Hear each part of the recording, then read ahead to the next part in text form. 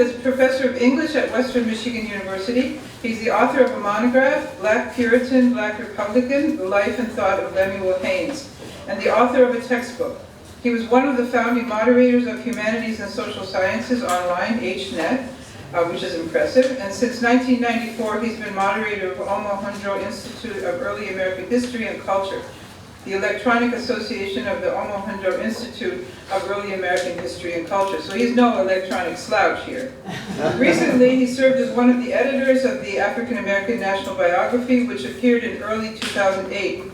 He's worked with several colleagues in a U.S. Department of Education project teaching American history, in which he has led discussion among middle school teachers of the American Revolution and the ratification of the U.S. Constitution. So welcome, Professor Saillant.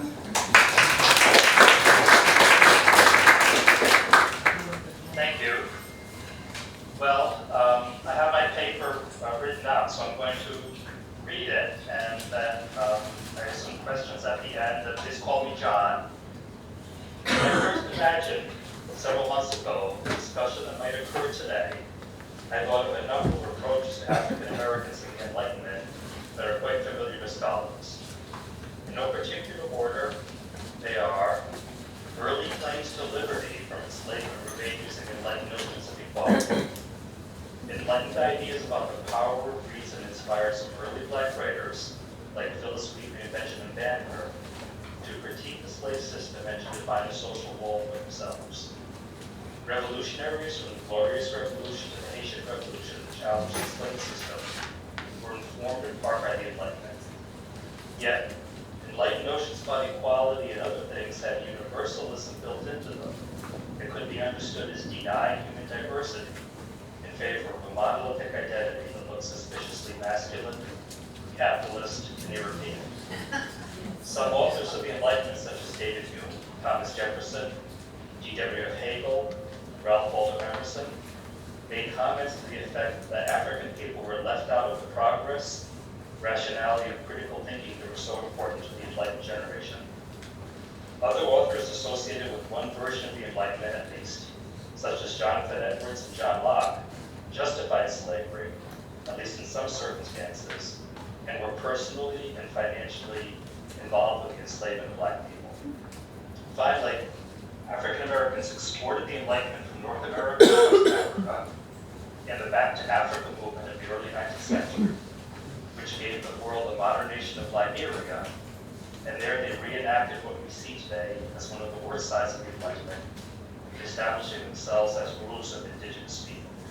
Quite harsh, I might say. Yet as I continue to imagine this day, I thought of the ultimate audience for the talk, students in the K-14 educational system, who overlap with my students to a degree. I started thinking about ways to recognize the place of students in their own personal and educational development, as well as to help them think in advanced ways about race and enlightenment. This process brought me to notions of inventions and inventiveness that were integral to the Enlightenment. Today I want to talk about three inventions: the stellarota, the solar compass, and the quadrant, to make an argument that each one of these reflects something about enlightenment and race. And for another, for a theme of this institute, geographic expansion, often described as globalization today. Finally, I want to conclude with some comments that I hope are appropriate for the Center for Contemporary Arabic Studies, which are, my comments are that I'm discussing the process that I'm discussing ends with an historically uninformed denial of inventiveness to Muslims and a claim for it in the 19th century for Christians. This is mistaken, but interesting. Before we discuss these inventions, however, I want to lay out some of my observations and convictions about students today. First, I believe that our students live in a very visualized world, which in some ways is a product of the Enlightenment, in which, as one critique mentioned above has it, suppresses cultural formations that are more oral, as in years, tactile or gustatory, in favor of those that are more visual. So actually, this connects a little bit with Professor Smith from a few minutes ago. The Enlightenment relied on scopophilia, racial madness. I think that each one of these inventions that I want to talk about today is visually striking, even beautiful, So I hope that if one or more were to make it into a lesson plan, that beauty will engage the students, then create a path for discussion of enlightenment and grace. Second, I think our students today have a complicated relationship to gadgets. And once again, this connects with Professor Smith and the iPhone. I may be impossibly old-fashioned, but I'm praying that there remains an attachment to gadgets as simple as a Swiss Army knife. But I'm not completely sure, since they are banned from schools, carry on aircraft. I had to surrender mine not too long ago in an airport. Another example for teenage boys is the butterfly racer. It kind of turns up and opens up. So I think young people have a connection to these, and I hope the iPhone has not completely obscured these. What I hope to build toward today is not only that some inventions are gadgets, but there are also gendered and racialized qualities imbued into gadgets. We'll see today that the stellarota, the solar compass, and the quadrant were all given those gender and race qualities. Today, that goes almost without saying, as a matter of fact.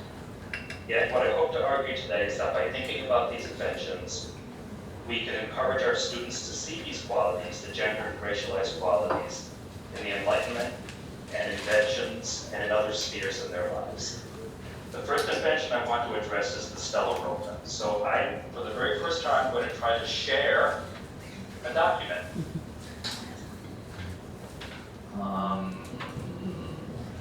Go to the bottom of the screen. Yes. Where you see the green rectangle with the arrow. Yes. And then click it and you'll see the screens that you have Share. open. Did I share? Yeah, you did.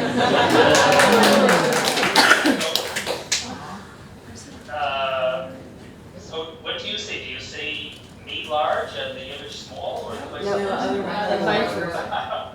Okay.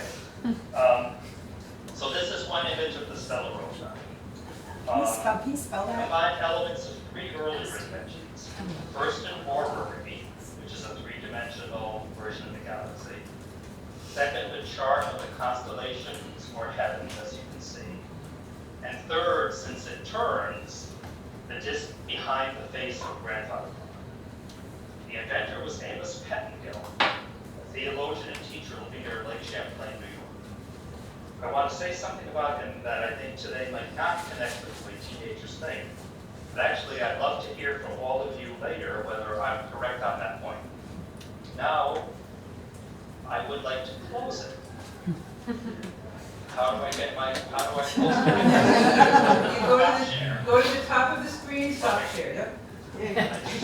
You're back. Right, okay, I'm getting better. In other words, I'd like to hear from you if there's a way to say this to students in a way that makes sense to them. He was a student of Jonathan Edwards, and he was one of the absolute strictest of those we now call consistent Calvinists. What this meant to Edwards and his followers was that theology and science were actually ideally the same form of knowledge. This is obviously before Darwin. And that human perception of theology and science differed was a sign of the intellect damaged by the fall of the Garden of Eden and the continuance of sinful behavior. Edwards and his followers were convinced that theology and science would converge and seamlessly reveal divine nature. So the stellarota was both a religious and a scientific tool, and I think also, as I'm going to argue now, a racial tool. First, Pettengill conceived the stellarota as an instructional tool for boys to teach them about navigation. That meant, of course, white boys, for the most part in the North, and no girls at all. But there's a little complication to come later, so let me reserve that. Second, the stellarota itself was illustrated with the sun and stars by the Connecticut Joycelyn brothers, who were abolitionists and who would later become famous for their drawings and paintings of the Amistad captives. If you've seen any contemporaneous images of the Amistad captives, they were almost certainly crafted by the Joycelyns. Third, Pettengill's most famous student was Yehudi Ashton, who took the navigational knowledge that Pettengill gave him and traveled first to the West Indies in the 1810s, then to Liberia in 1822. In the West Indies, he he commented on the evident profitability of slave societies, or white men like himself. In Liberia, he became the agent of the American Colonization Society, the ostensible owner of the Liberian territory. He also traveled to the Cape Verde Islands, where he noted once again that profits could be earned for white people from enslaved labor. In Liberia, he pursued anti-native, pro-Christian, and pro-science agendas. Today, we would call these prejudice, cultural imperialism, and pseudoscience, because science does not pass muster by standards today. He was the first to use cannons against the natives of the Cape Messerado area, where Van Gogh was founded. And he was the one who, here, I believe, following his teacher, articulated a scientific view of the land appropriation. He wrote analyses of the various soils to be found in Liberia, and he advocated slash and burn agriculture so that settlers could grow crops that could be sold to the Atlantic trade. And here he was completely mistaken about the nature of the ecosystem. In a tropical ecosystem, the nutrients were actually held in the air, not in the soil. He was used, of course, in North American soils where there's a rich humus. That's not the case in Liberia, so actually this is destroying profitability and the productivity of the soil. He was fascinated by West African practices that he thought might be profitable to take into the larger world, such as the use of dyes derived from nature for clothing. Ashman might have moved on from his teacher's notion that theology and science were one. This is an idea that would fall apart in the 19th century. But he never moved on from the belief that religion and science should serve the interests of white people against those of black people. The stellarota launched his career, and the stellarota was a tool with which Americans imagined their dominance of the Atlantic Ocean and its coastal regions such as Liberia. If I could state it very directly for adolescent students, the stellarota was an invention typical of the Enlightenment, used to define and implement the subordination of black people. Now for the complication I mentioned. This has to do with Pettingill's efforts to train an African-born boy to become a printer in the USA. So, of course, the printing press and the dissemination of knowledge were associated with the Enlightenment. I guess when I think about students, I then want to ask them, what's like that today? Right? What corresponds to the printing press? How is knowledge sent around? Maybe they'll say Twitter.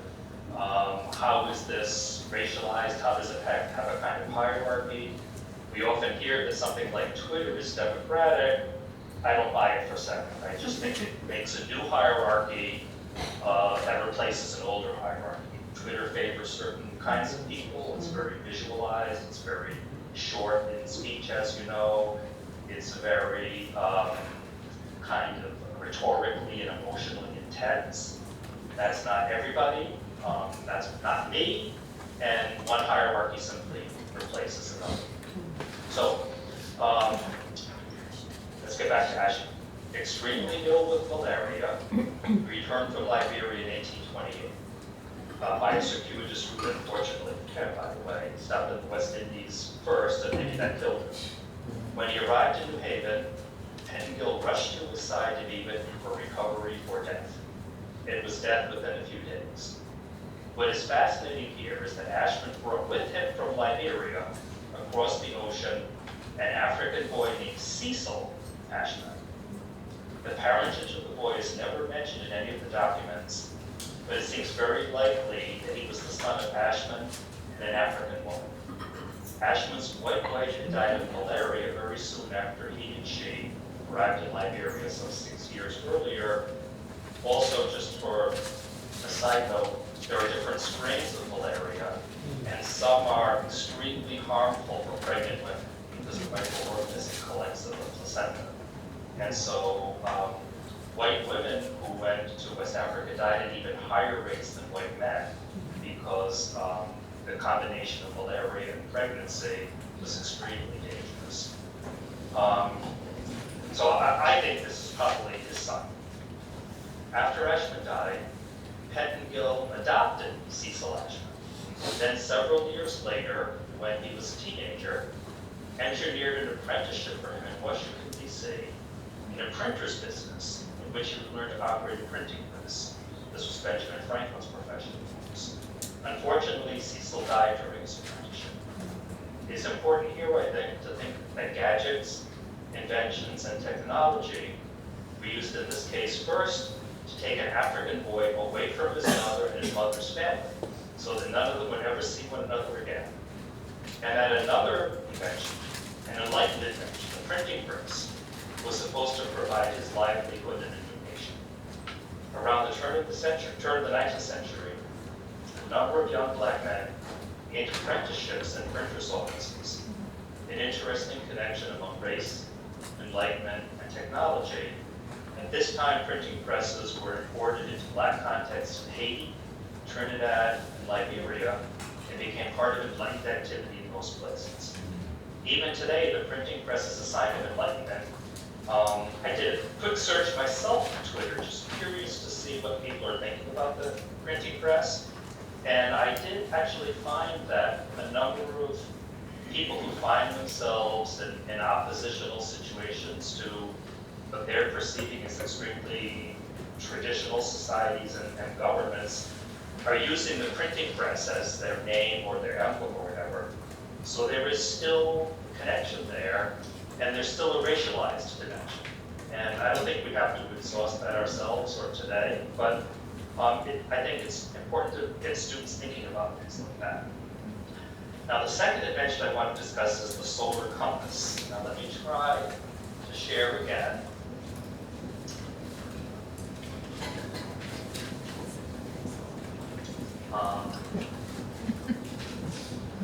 Let's see. Down at the bottom, the green Yes. rectangle? Yes, There okay. you go. This is the solar compass minus the tripod.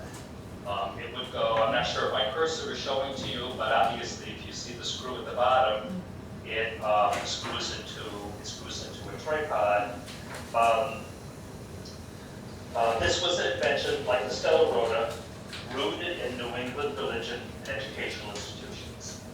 Its inventor was William Boston Burt, son of a family of English Puritans who migrated to New England in 1638, and who himself was born in 1792.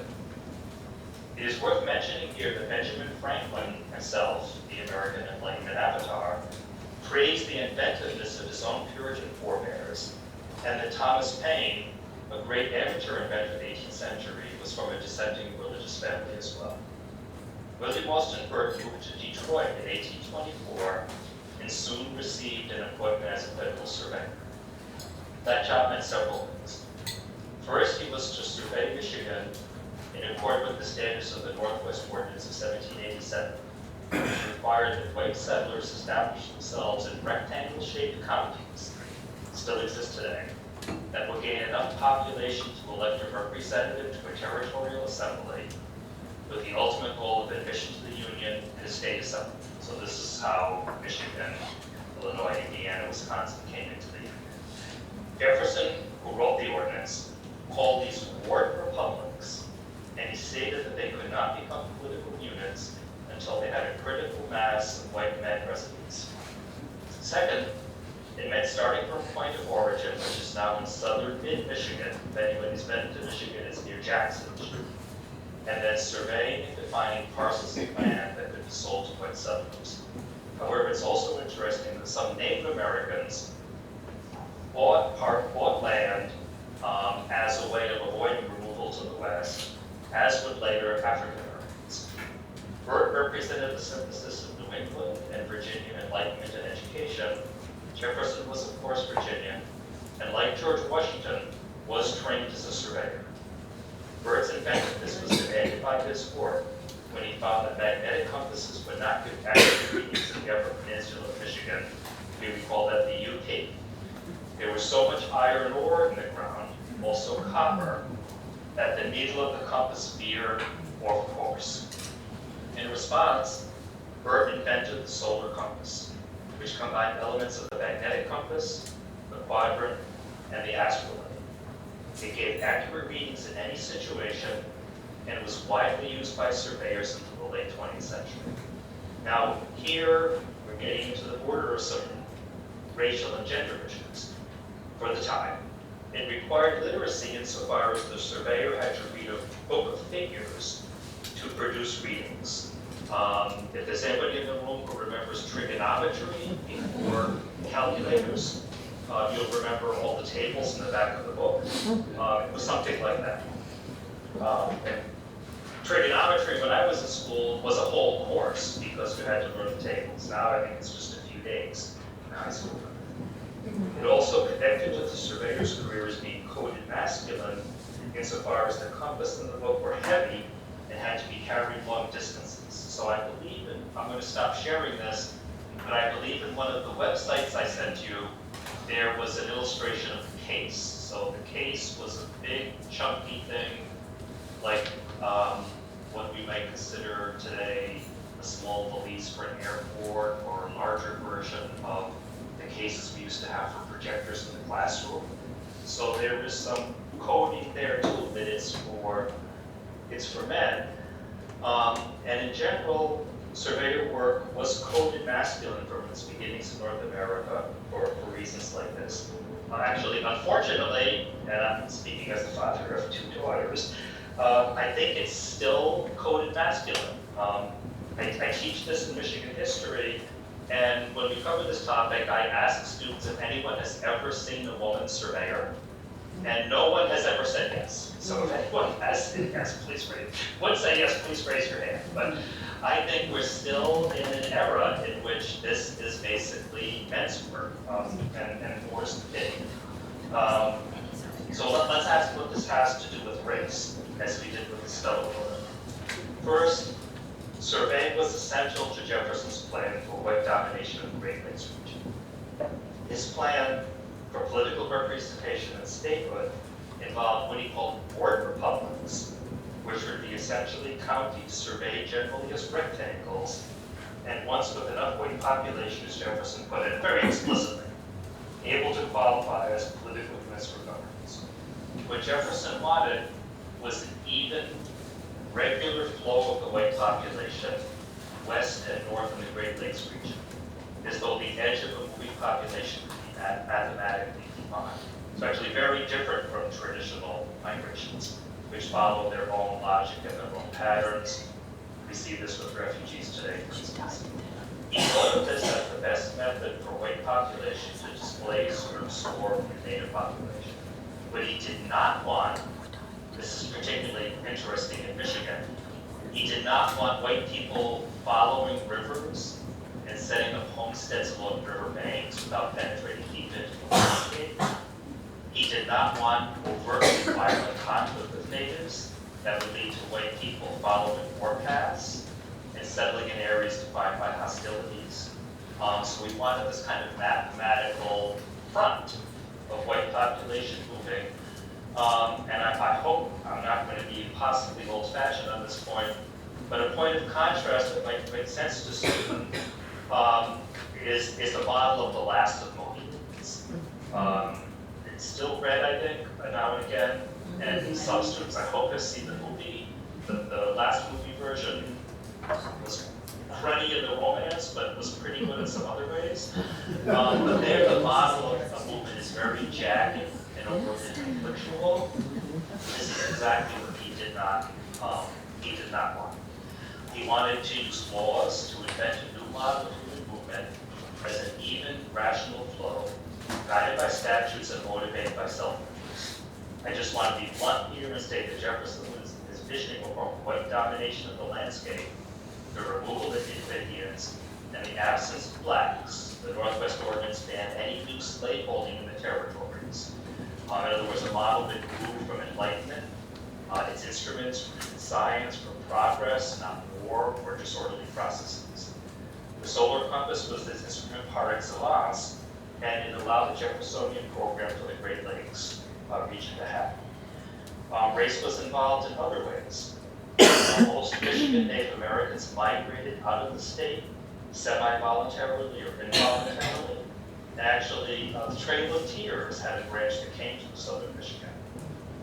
Some took advantage of surveyed lands and bought plots of land, establishing themselves as landowners in an Anglo-American sense. Their descendants remain in Michigan today. Surveying also created the conditions for the two great 19th century economic enterprises of Michigan, lumbering and mining. Runaway slaves in southern states were attracted to Michigan, which actually was a beacon of freedom in the 19th century, partly because Canada was within reach, but partly because work could be found in timber companies. Many photographs of 19th century lumber crews show one or two black men, usually away from the center of the image, trying to hide anything, but they are present. So we can put two and two together. These were runaways from the South. They came north, they were single men, they were young. This was hard, rough, low-paid labor out in the woods, rough conditions. This was work that was available for them. The mining industry also attracted black people in the 19th century, early 20th century. Now this is interesting. There may have been black miners, but I have never seen evidence. Michigan history is one of my staples here. However, there were black undertakers, barbers, and restaurateurs who made their living in Michigan mining towns. Finally, surveying, always important still today, seems to have become possible as a career for black men during the New Deal. Another thing we teach in Michigan history is the Civilian Conservation Corps, very important even in this region here. One important New Deal program was the Civilian Conservation Corps. Scholars have seen its benefits, which would be a small income for the young man and his family, an ostensibly healthy lifestyle, education and marketable skills, as unevenly distributed across race lines in some states. In Michigan, however, CCC units were racially integrated, and surveying was one of the skills taught to the young men. So once again, we see the intersection of an invention and race. Gender here too, by the way, is relevant since the CCC was robustly masculine. So if you ever look on CCC images, you'll see a lot of young men with their shirts off, planting trees in the forest and doing outside work and whatnot. It only takes about 10 seconds of reflection to realize that these photographs were staged. Most of these young men are white, and had they been out there working in the sun with their shirts off, they would have been burned.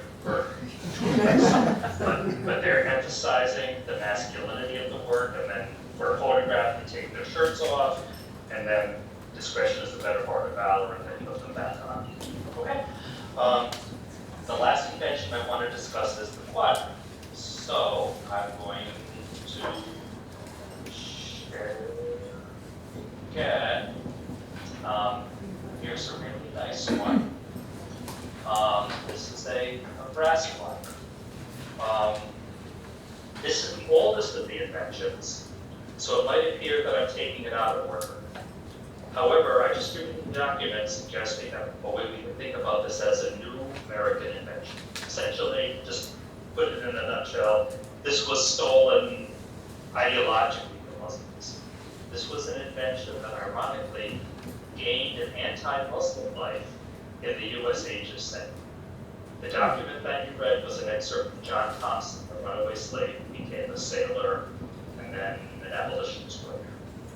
The reason the quadrant could be seen as new was that Americans, including African Americans like Thompson, wiped away its origins among Muslims.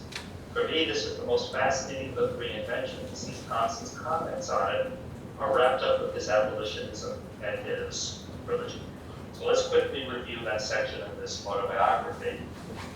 He was a sailor on a whale ship that circumnavigated the globe for 18 years. After rounding the Cape of Good Hope, the ship stopped at the Comoros Islands in Madagascar, as well as making several stops on the East African coast. During some of these visits, he observed Muslims and interacted with them. The incident with the quadrant that he recorded occurred on Madagascar. Thompson and a white sailor showed the local Muslims how to operate a quadrant and then invited them to try it themselves. They recoiled in shock, apparently never having seen such an instrument before. They claimed that they could not work it because it would not speak to them the way it spoke to white men. I'm a little suspicious, by the way, but whether or not this event actually occurred is not the issue. Personally, I doubt it. Muslims in Madagascar were seafarers. Madagascar actually had been long notorious as a hideaway for pirates. Madagascar was also an originating point for one branch of the slave trade. Though the thought that Muslims in Madagascar had never seen a quadrant is implausible to say the least. But the reality is not important. The first is that the modern quadrant is in fact a Muslim invention. Now we might give them the benefit of the doubt, Thompson and the others, to say that Thompson and other Americans did not know that. Perhaps that is true. But there still remains a larger process by which inventions were claimed by Christians and denied to Muslims. And insofar as invented, this is an enlightened value, then that part of the Enlightenment, and maybe more, is denied to Muslims. So it's not just that he was saying they don't know what a quadrant is. He goes on essentially to say that they're not people of reason, their religion, their culture is oppressing them, implying that they need to escape from Islam before they can enter into the modern world. So Thompson presents Islam as closed off from the Enlightenment in the sense that Islam does not encourage reason, individuality, freedom, and progress. This very definition of Islam, in other words, a very prejudicial definition, was a core belief among 18th and 19th century abolitionists.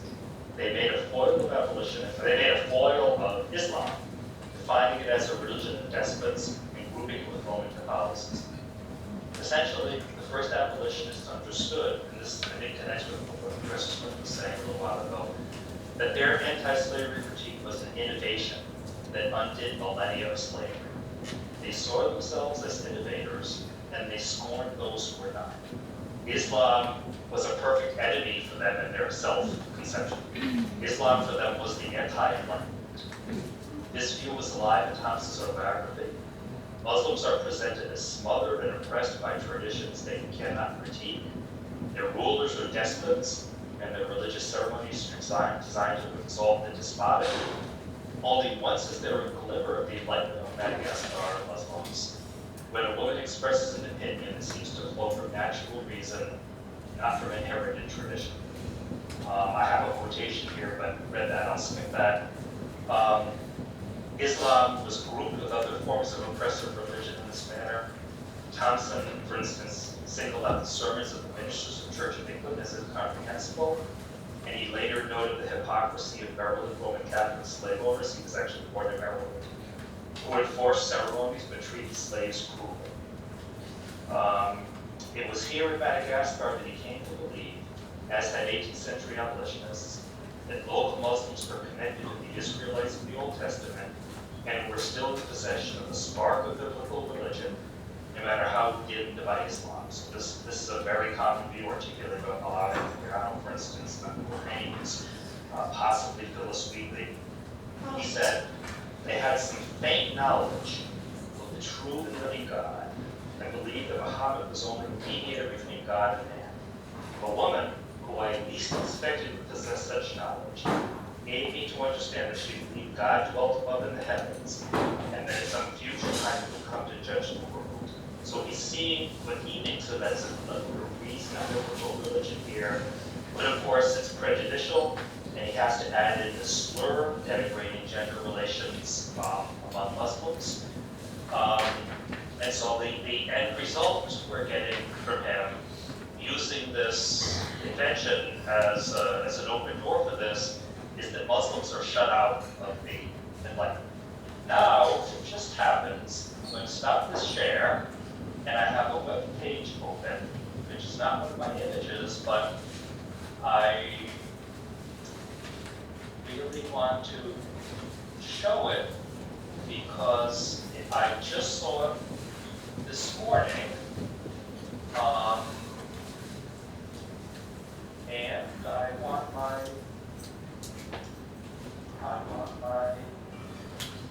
web page. Let's see here. I thought if I had a browser window open, it would show among the sharers. Well, what I'm going to do is talk about it, And then I'm going to type in the URL here so everybody can look at it, because I don't see it. You can actually go to your browser and then open it up and then share that screen.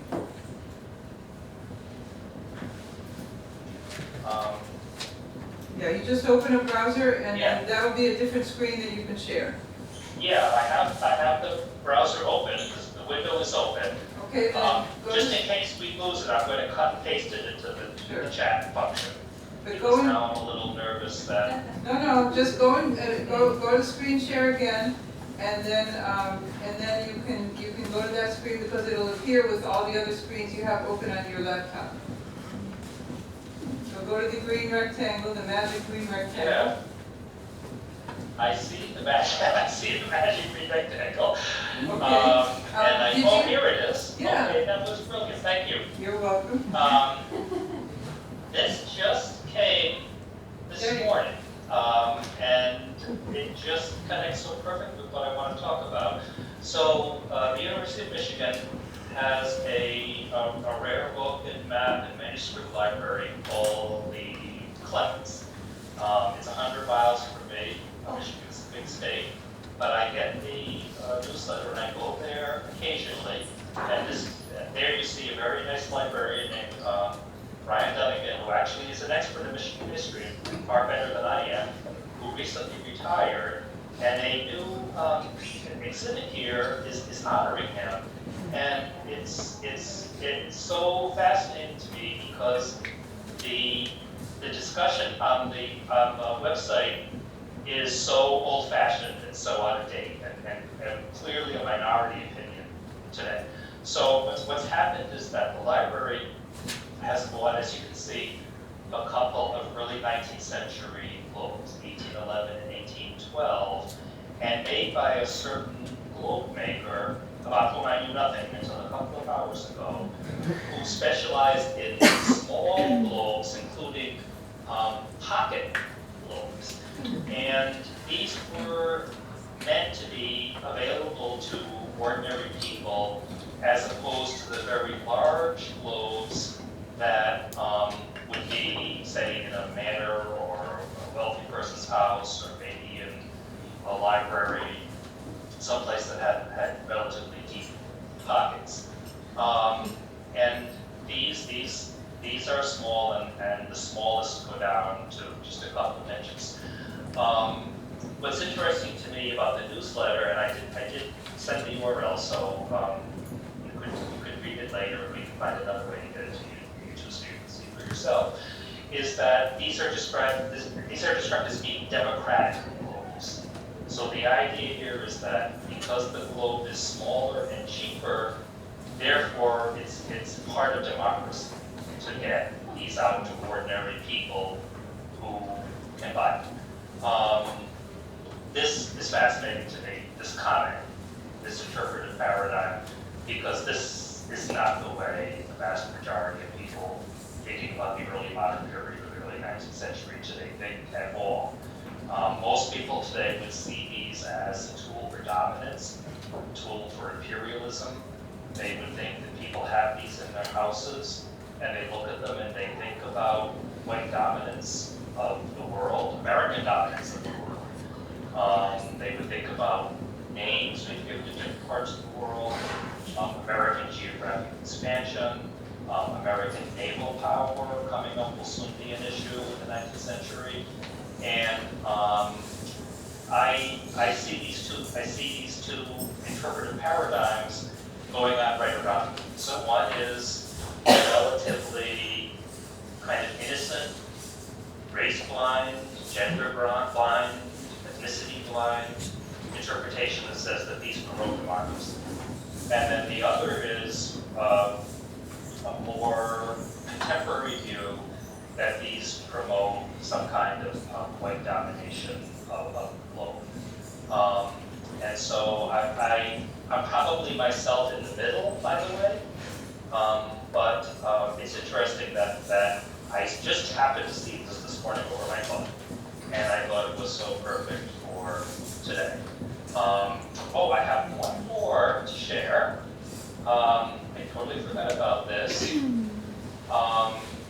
This one I don't see it. And I did, oh, here it is. I did not send it because I couldn't find a reference for it. And so I did pass around a short document with some URLs, and all those had good citations. And for the text, I added my own good citation. This one I caught on the internet, and if anybody knows where it is, please tell me, because I could never find a reference for this. But it also fits in with what we've been talking about today. So obviously it's Christ, he's got a compass, he's taking the measure of the world, and it fits in with this idea of Christianity using inventions and instruments to dominate the world, and through cultural processes, maybe occasionally individual self-conscious processes, pushing Muslim people and other people behind and denying that they had any history with these instruments, or inventiveness with these instruments, or use of these inventions, or whatever, all of which, of course, today we know now is wrong. Okay, thank you for the opportunity.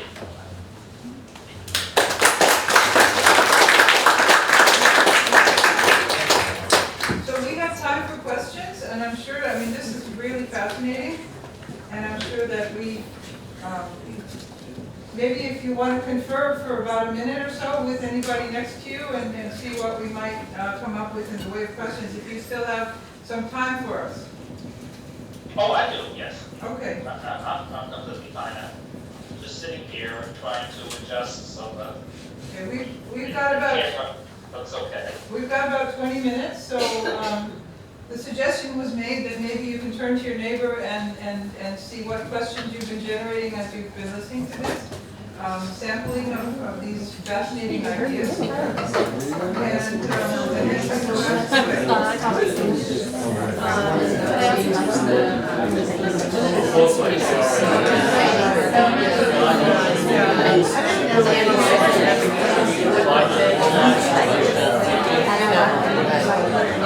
I found the citation. I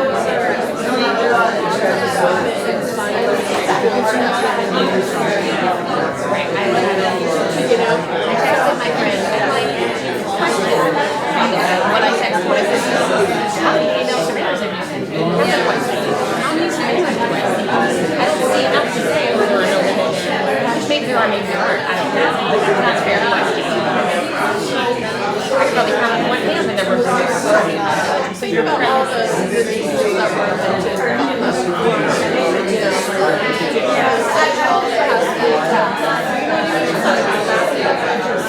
I just read that American women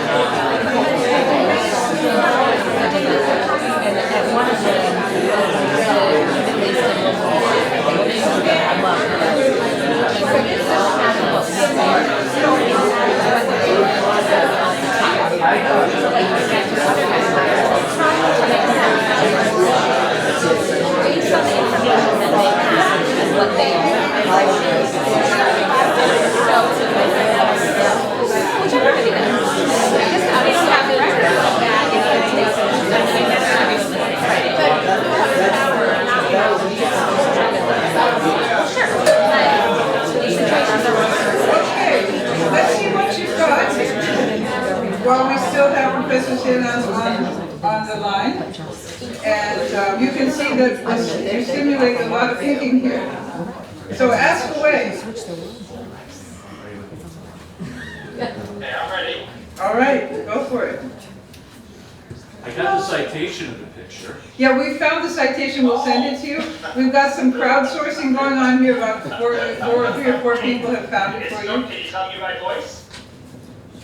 We'll send it to Oh, you. We'll, okay. It's from a email book. me the link and then I'll pass it on to you. It's from a book by G.R.S. Mead. No, That's what I got. Vienna is the original. You wanna say that so it's loud back over to here? 1250. It's Right there's the microphone and the speaker. the Vida Moralisée, the Moralized Bible, and it's that copy is conserved in Vienna. It's Codex Vindobonensis 2554. Eight? Even better. 1250. We'll send him the link. We'll send you the link. Okay, thank you. Questions, folks? Yes, we have a question about. Were Stand there- up, please. Were there other examples of,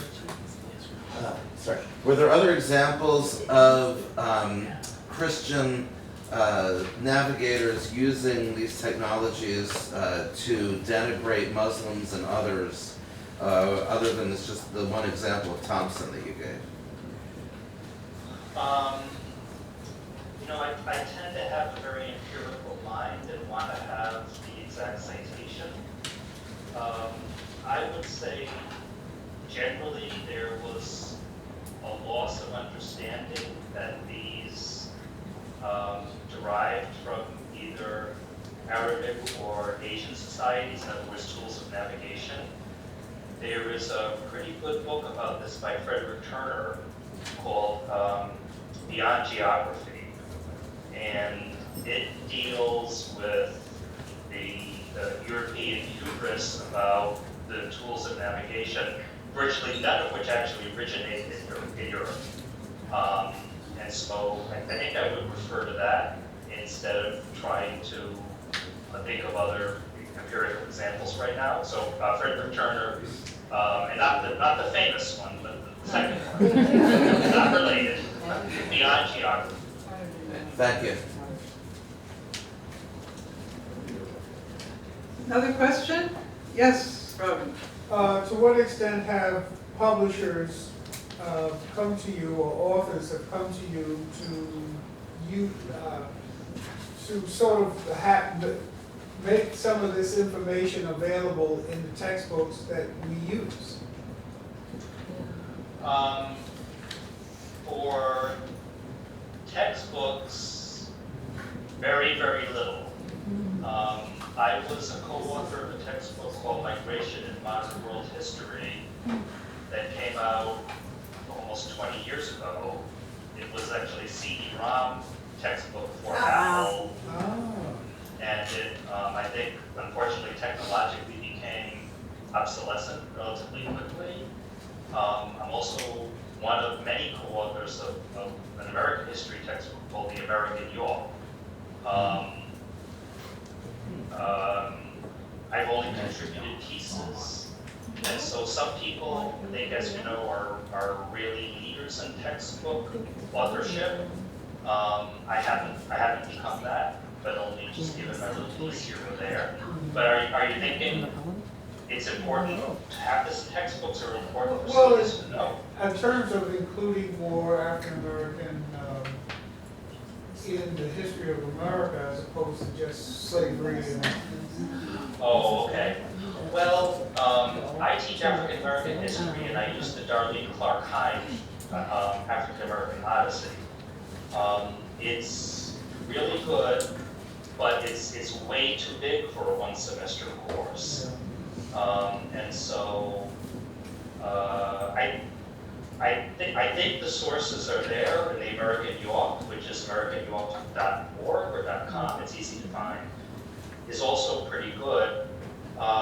I have ambivalent feelings, and I'm not even sure if there's any place we can really go from here with textbooks, but what I see with my students and also with my own kids who are 20s is that the very fact that everything is a textbook now kills their desire to read other books.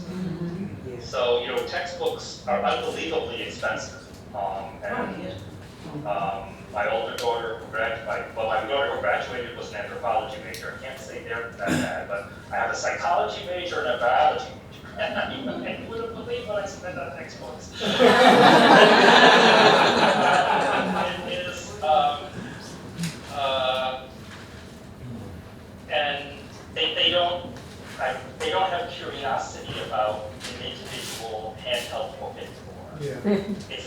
just has eclipsed books in their minds. And so I guess my first answer to your question and your comment is that some of the textbooks are pretty good.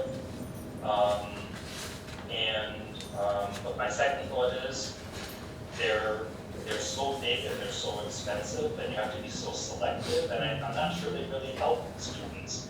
Even Michigan history, there were 2 textbooks. One is a doorstop that dates from the late 60s and has been periodically updated. That was practically the size of the American Heritage Dictionary, Dunbar book. And then the other is Rosentreater, which is a big chunky paperback, and I use maybe a third of it in the course. So there's no solution. If you have a textbook, are you a high school teacher? Yes. Do you get to use it all in say a semester or a year? Well, I teach world history. And again, I'm looking for, and many of my fellow world history teachers are looking for avenues of introducing more diversity in the historic narrative. And when we have information like this, whether or not this particular information or other information to be included so that we get a broader perspective of what has happened in our history. And this type of information that you've presented today is something that I think should be included. You know, if that's something else, there's always something else that's not included, and I'm just concerned that publishers may not be looking beyond the more salacious stuff that they can put in and get people to read the books and little graphs and sidebars and what have you. And I'm just worried about whether or not there is an attempt to look beyond the typical authors who can churn out the books, go and look at what scholars are doing and include some of that information in their books. Again, textbooks may not be in fashion these days, but it's still basically how most teachers teach is through a textbook. And if not the students, at least to have the teachers know that this is included and may be on the test, which of course is the driving force of what most of us have to be concerned about. Here's a solution. We are holding this institute as a Title VI center, National Resource Center on the Middle East and North Africa. Our mandate is the region in the world and the world in the region. So here we have in this room about 50 people almost who are experienced teachers and excited and interested teachers. And we think that a much more agile form of disseminating information is online resources that are developed as modular materials that can be inserted into lesson plans briefly. So if you were to assist us in even just reviewing materials that we put together out of what you sent, I make an open invitation. We plan to make some teaching materials out of this institute, from the books, from your work. And so if any of you would like to volunteer to participate in that, we have Amy here already taking notes toward that end. So please volunteer. And I don't practice coercion, but encouragement and some remuneration that can come out of this, because our Title VI funds include as our deliverables curriculum development. So we may call you in, Professor Saillant, as a reviewer of what we've done out of your work, and also for some of the raw material. Well, if I could just pop in, I actually thought that it was possible that lesson plans could come out of this, and I guess I was thinking it was up to each individual participant to look at the stuff and to choose whether or not he or she would use it in the classroom. But I absolutely do believe in a more organized model. And getting them into textbooks, as the gentleman brought up, is something of a very high order and very long in time. But putting together lesson plans with some guidance and some raw materials and some links and whatnot that could be stored on the web, I think can be done and should be done.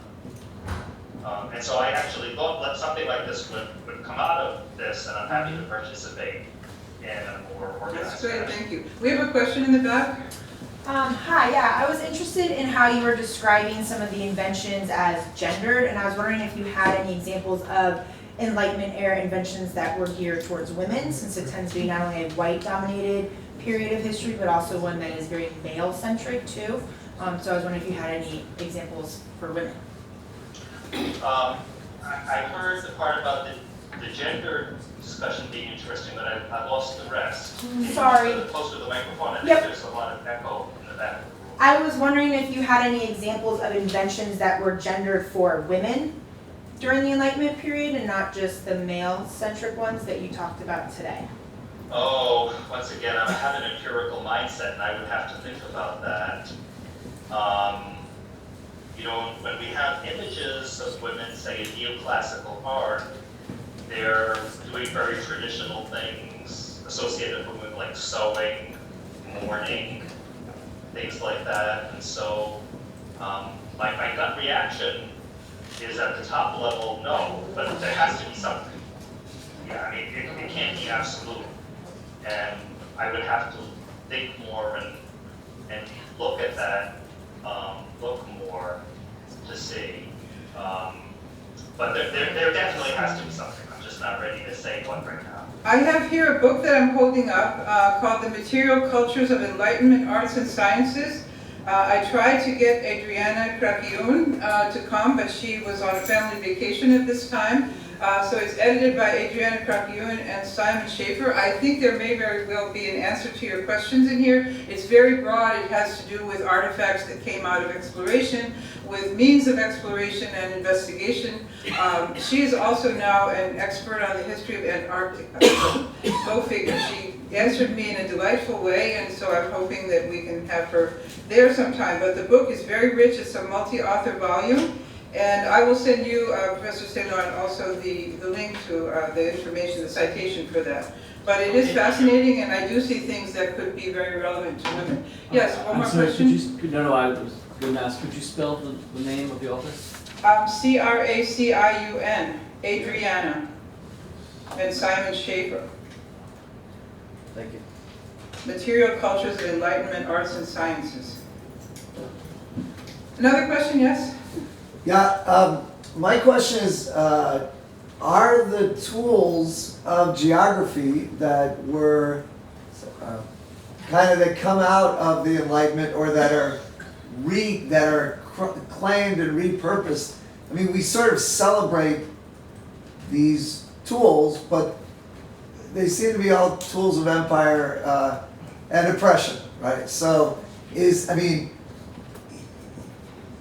that an accurate, just from listening to you, like they're used, surveying tools are used to essentially divide up the land, to take it away, to establish a white republic, expanding white republic and provide ordered migration.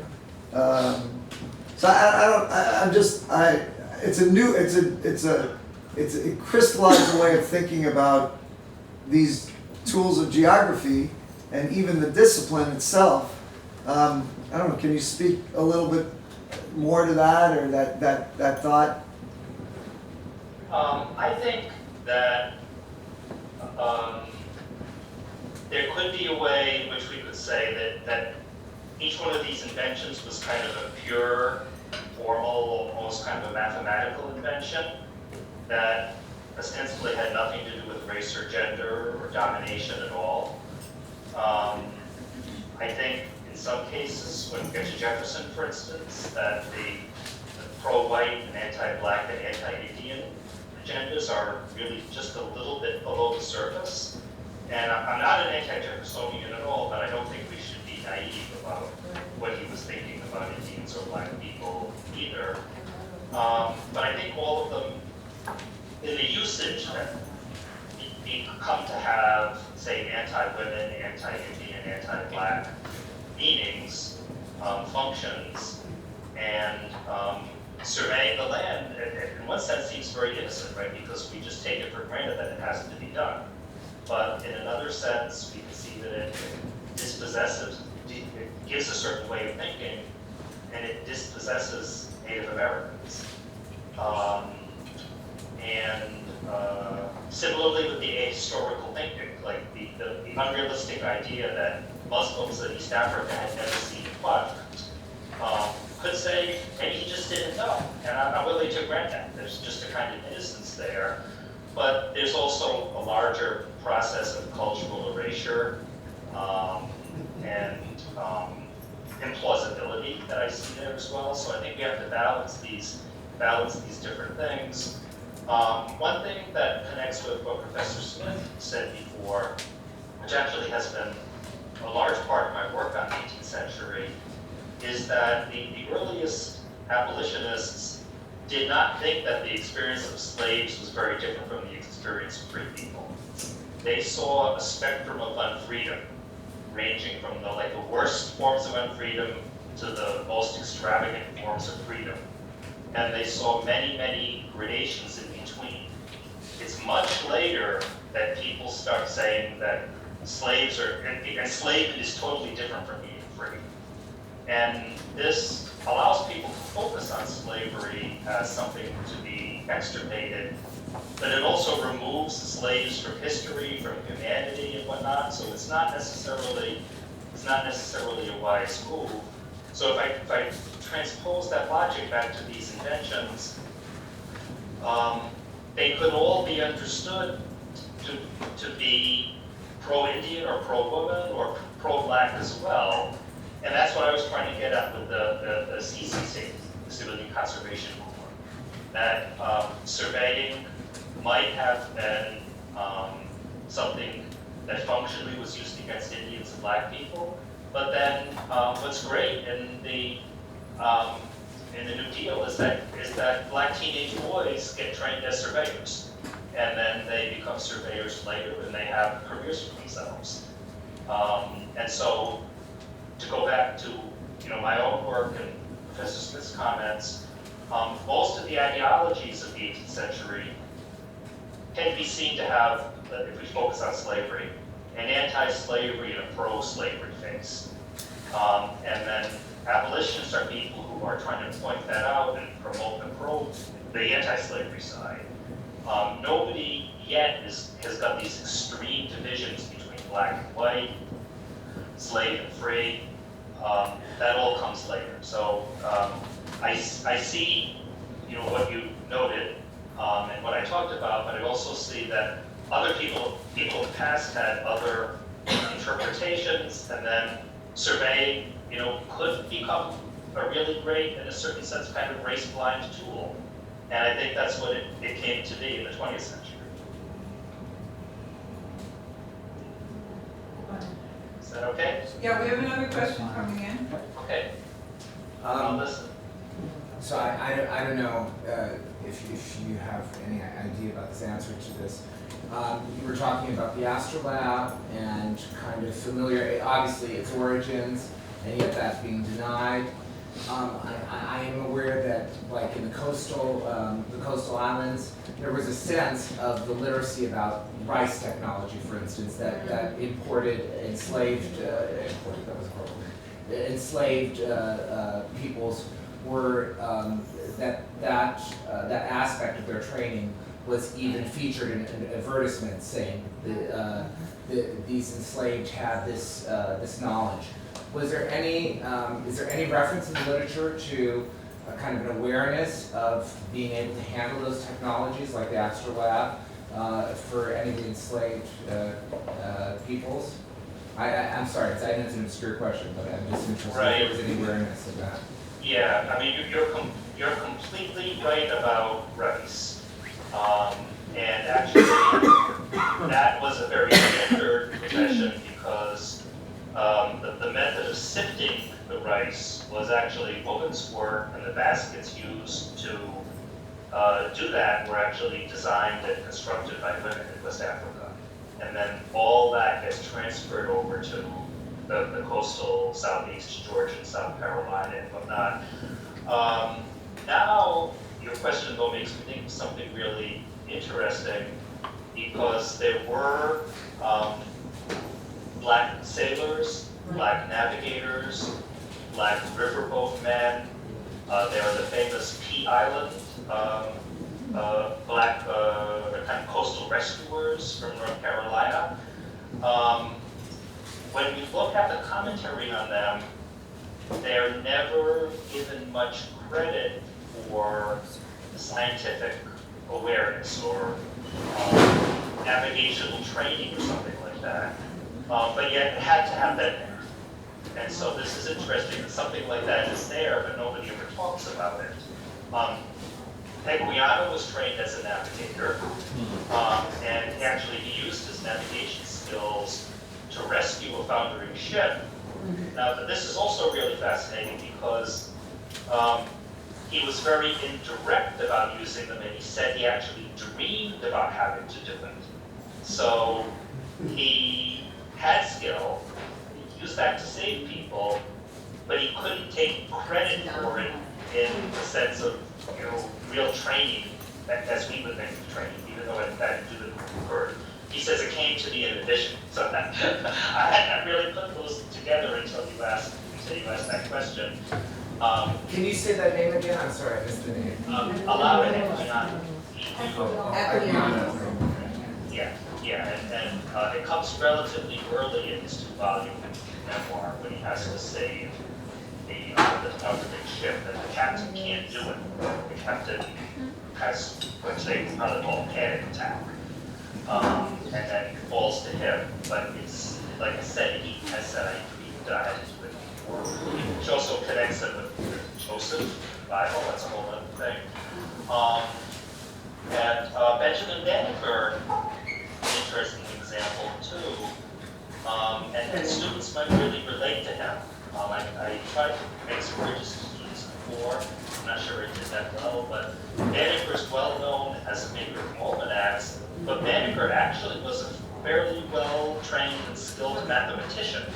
And there's been a study of his mathematical manuscripts, and not only was he skilled, but also he was skilled at correcting mistakes. So, obviously, all make mistakes is an important part of being skilled and having knowledge. And he did things wrong, and he went back and corrected them.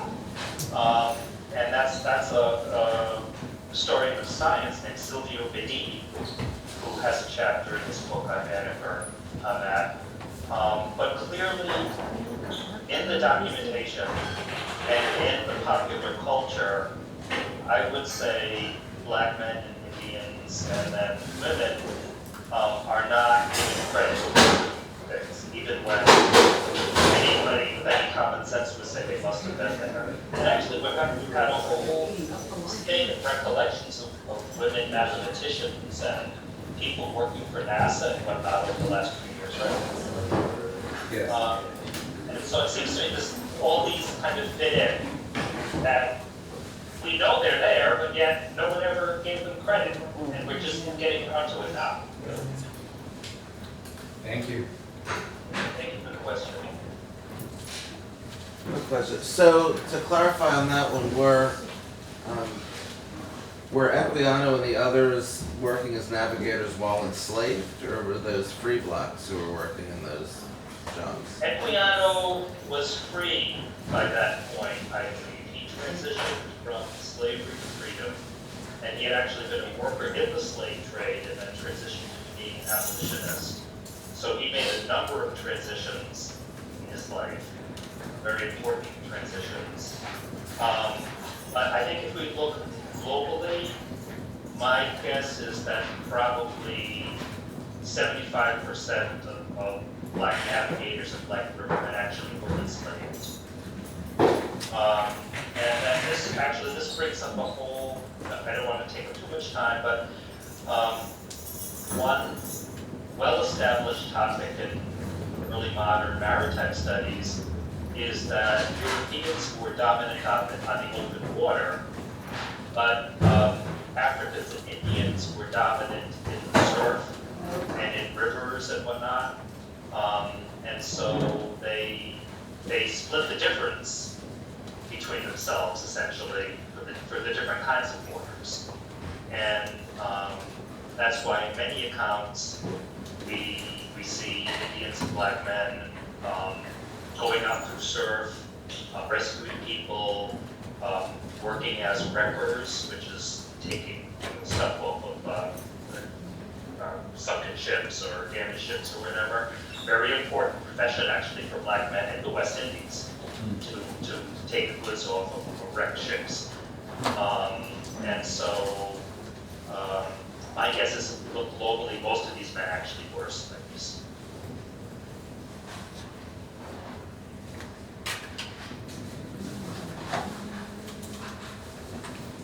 Okay, well thank you so much for the opportunity. Thank you. Thank you, and I'll be there. we hope